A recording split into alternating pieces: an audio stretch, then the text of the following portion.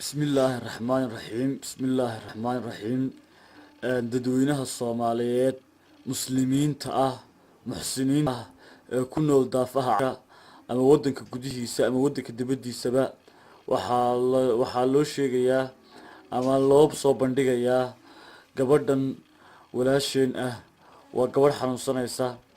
waxa weeye Ilaahay baa caafimaadka haya isagaana bixiya Ilaahay wuxuu yiri isu gargaar qoomka isku naxariista baa naxariistaa waxa weeye gabadhan waa gabadh walaasheen ah xanuunsanaysa waxa weeye gobolka Sanaag ayay ku xanuunsanaysay muddo dheer waxay yadeen dhakhtarada ama Hargeysa ama meelahaas waxa laga qabto marka walaalaha muslimiinta ah ee Soomaaliyeed gudaha iyo dibadda jooga waxaan ugu sheegaynaa ama aan u soo bandhigaynaa in ay sadaqadan ka qayb qaataan waa sadaqatul jaariya sadaqada waxaynu ogsoonahay inay waxyaabo fara badan ay xijaabto dhibaato socota oo kale ama waxyaabo badan ay ka hortagto marka walaalaha Soomaaliyeed ee muxsiniinta ah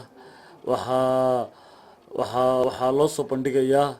ama loo sheegayaa inay ka qayb qaataan tabarucaadka gabadhan sadaqadu yaraan iyo weynaan midna ma laha $1 $5 $100 $50 waxay aatoba wax laga xishoon karo maaha sadaqadu waxa weeye waa sadaqo magaca guud waa sadaqo marka waxa loogu hagaajinayaa telefoonada shaashada ka muuqda hadii Ilaahay ka dhigo marka saas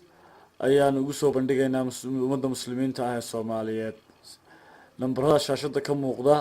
ayaa lagala xiriirayaa aad iyo aad baan salaamay assalaamu calaykum